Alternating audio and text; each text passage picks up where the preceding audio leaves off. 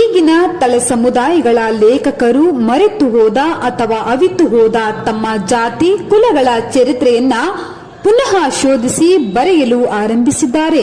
ಇಂತಹ ಬರಹಗಳಿಗೆ ಮೂಲ ಪ್ರೇರಣೆಯನ್ನು ಅಂಬೇಡ್ಕರ್ ವಾದ ಒದಗಿಸುತ್ತದೆ.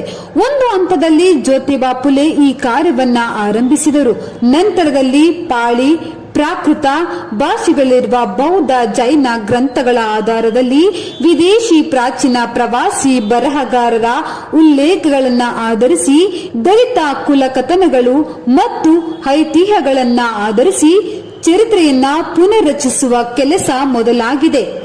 ಬೋನಿಗಲ್ ರಾಮರಾವ್ ತೆಲುಗಿನಲ್ಲಿ ಬರೆದ ಹೊಲೆಮಾದಿಗರ ಪ್ರಾಚೀನ ಕೃತಿಯನ್ನ ಲೇಖಕ ವೆಂಕಟೇಶ್ ಬೇವಿನ ಬೆಂಚಿ ಕನ್ನಡಕ್ಕೆ ಅನುವಾದಿಸಿದ್ದಾರೆ.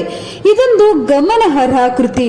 ಈ ಕೃತಿಯಲ್ಲಿ ಭಾಷೆ ಶಾಸ್ತ್ರೀಯವಾಗಿ ಹಲವಾರು ಪದಗಳ ಮೂಲವನ್ನ ವಿಶ್ಲೇಷಿಸಿ ಅವು ಹೊಲೆಮಾದಿಗರ ಪ್ರಾಚೀನತೆಯನ್ನ ಸೂಚಿಸುತ್ತಿರುವ ಬಗ್ಗೆ ತಾರ್ಕಿಕ ಚಿಂತನೆಯನ್ನ ಮಂಡಿಸಲಾಗಿದೆ.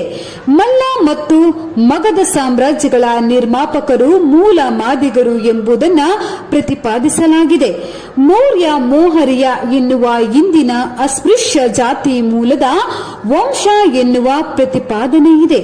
ಹಲವು ಕಾರಣಗಳಿಂದ ನಾವಿದನ್ನ ಚಿಂತನೆಗೊಳಪಡಿಸಿ ಅರ್ಥ ಮಾಡಿಕೊಳ್ಳುವ ಅಗತ್ಯವಿದೆ.